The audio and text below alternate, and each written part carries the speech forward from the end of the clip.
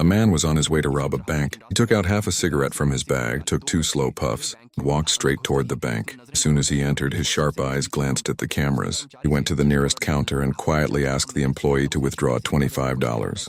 Then the man calmly wrote something on a small piece of paper and slid it across the counter.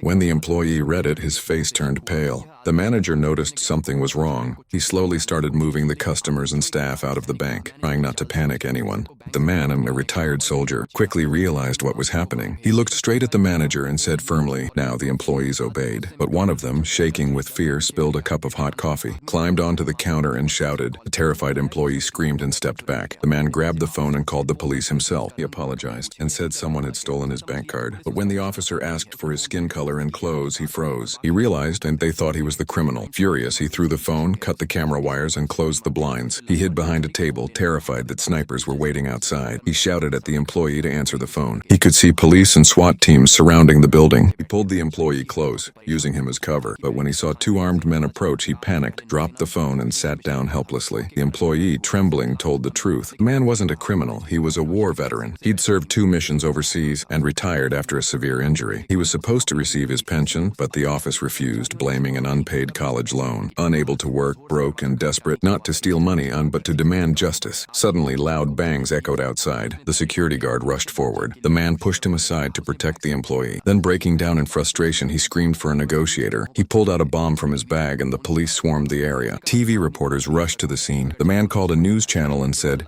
"If I die today, I just want my story to be heard." Cameras flashed. He asked them to show his face to the whole country. The senior police officer, also a retired soldier, took the call. He promised to help him, to pay his fine, but when he asked, "How much do you want?" the man paused for a moment and said something that left everyone speechless.